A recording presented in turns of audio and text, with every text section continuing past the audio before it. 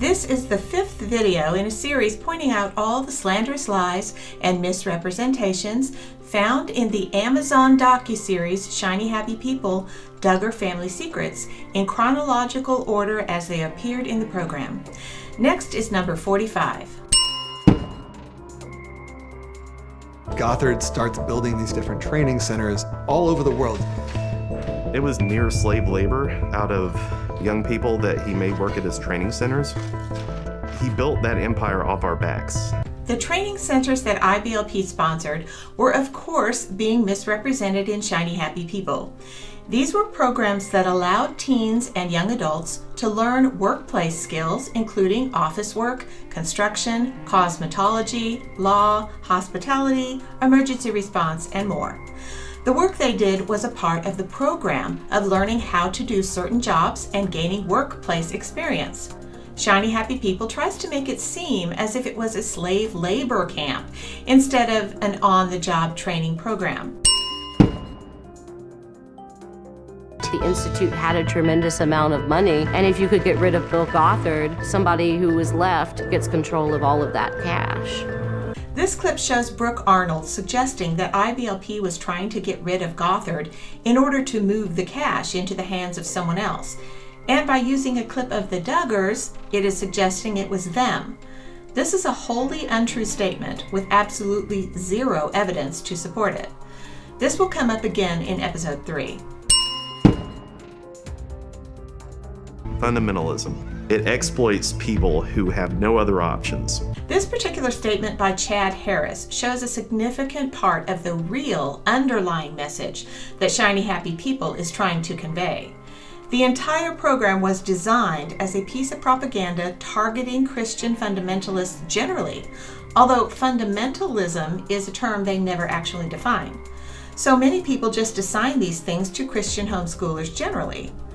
They're trying to lump all the fringe, outlandish practices, as Tia Levings described and I documented in the last video, and the sexual abuse that Josh Duggar was convicted of, and the allegations against Bill Gothard, and stir them all together to damage the Christian homeschool community generally. After all, fundamentalism generally exploits people who have no other options.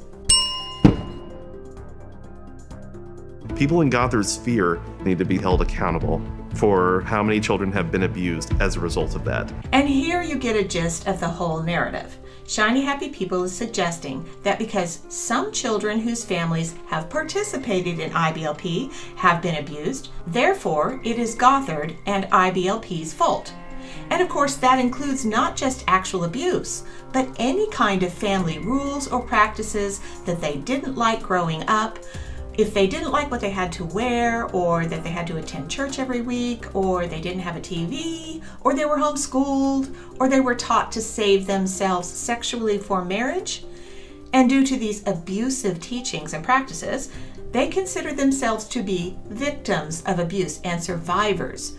All the bad feelings, or any kind of abuse, including actual abuse or perceived abuse in families that were considered to be fundamentalist Christians, is all Gothard and IBLP's fault, and they should be held accountable for it. This is pure propaganda and slander. But again, many people who saw Shiny Happy People have been taken in by it completely. In the whole run of your time being a star, you ever get a distribution? No. I never received any payout. No check, no cash, no nothing. For 7.5 years of my adult life, I was never paid. Here Jill Duggar Dillard says she received nothing, no check, no cash, no nothing, for her participation in the Counting TV shows. This is a total misrepresentation of the truth. I have an entire video detailing what she and Derek, her husband, received, including free rent for 2 years, all utilities paid, a $15,000 harp, a car, cell phone bills paid, and much more. You can see those details in the video I will link below, but suffice it to say, the The Duggar family had an agreement among all of them for years that the money they received for the TV shows would go into investments for each of the children, and that continued after Jill and Derek were married. They both knew the money was being invested for them. Jill was not intentionally tricked into signing a contract. They were not left destitute without food, as another part of Shiny Happy People suggests. And they did receive thousands and thousands of dollars worth of compensation from the proceeds of the shows, including real estate investments that were eventually cashed out, and the money was given to them. You can see all this in the video in the link below. So, alert sounds really cool. Militia of homeschooled boys sounds a little scarier. This was, of course, the start of a more pointed slander of the Alert Academy program. I'll address that with the next statement.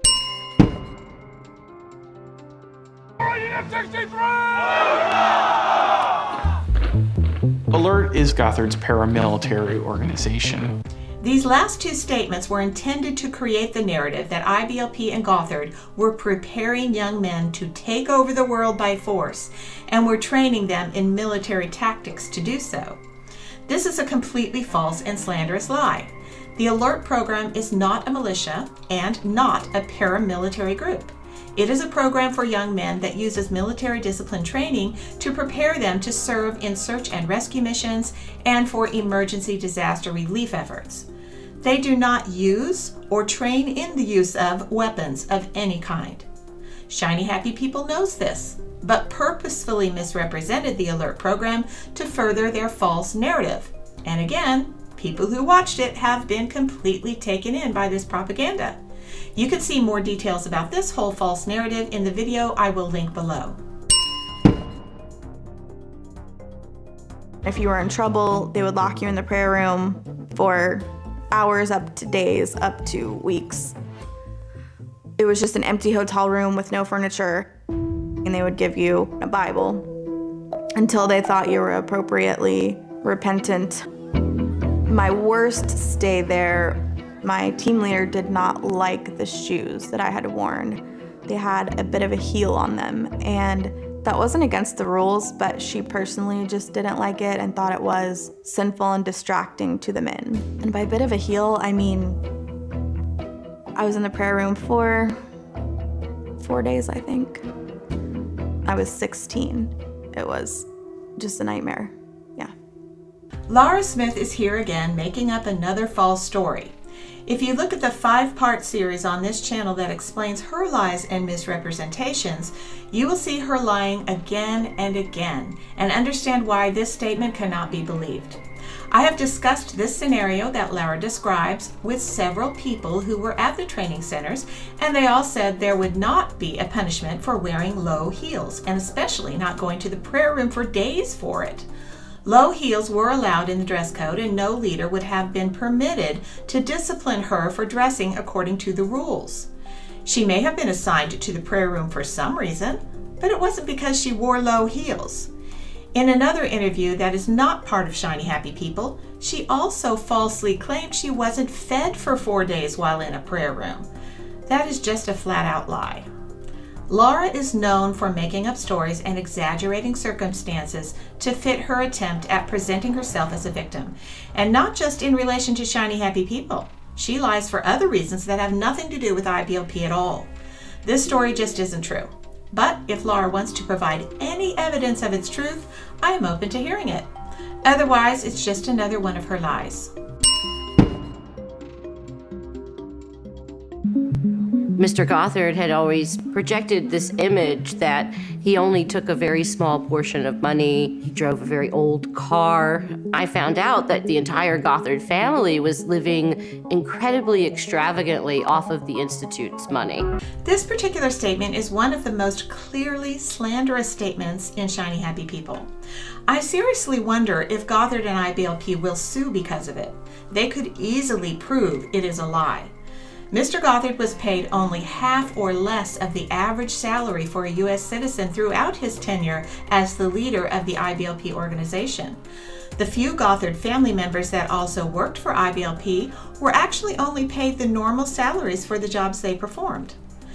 Bill Gothard has lived in the same average home his entire life, drives an old car, and always has, does not have expensive clothing or other items, does not take lavish vacations, etc. Neither does his family. I have documented all of this, including Bill Gothard's income tax returns, in another video on this channel that you can see in the links below. Brooke Arnold is just again flat out lying here. He came across as authentic, but IBLP is modeling the exact opposite of everything that it claims to represent. Instead of simplicity, you're going to see planes, you're going to see gold-plated hallways. This clip was not so cleverly edited, but still I think for those audience members who were already taken in by the rest of the Shiny Happy People propaganda, it seemed convincing. Joshua Pease, the man who likes to use broad, slanderous statements, says in so many words that Gothard was living extravagantly and the IBLP organization was wasteful, backing up Brooke's false statement. In other words, IBLP funds were going toward extravagant things like planes and gold-plated hallways. And they use a picture of a beautiful pool that looks like it was in a lavish mansion setting as another example. I will just quickly point out that there are no gold-plated hallways at any IBLP facilities or in any of the Gothard family homes. The picture they use to try to suggest that is of a regular lobby with a fireplace and some comfy sofas. There's no gold anywhere. So that is a flat-out lie. The pool shown in the picture is also not at a Gothard family home. It is at one of the buildings owned by IBLP in Mexico where events are held periodically. None of the Gothard family owned it, and this building was only used for IBLP events. That's it. IBLP did own 2 planes at one time because Gothard was going from place to place all across the country and even the world to speak. But these planes were sold because of the concern that it looked too prideful. In other words, IBLP years ago was concerned that someone might take the fact that they had planes out of context. It looks like they were correct. Next time, more false stories and slander. IBLP's goal was world domination. Lara tells a false story of abuse, and Bill Gothard is caught alone in a cabin with a woman. The slander gets more and more intense next time. Thanks for watching, and please remember to like, share, and subscribe.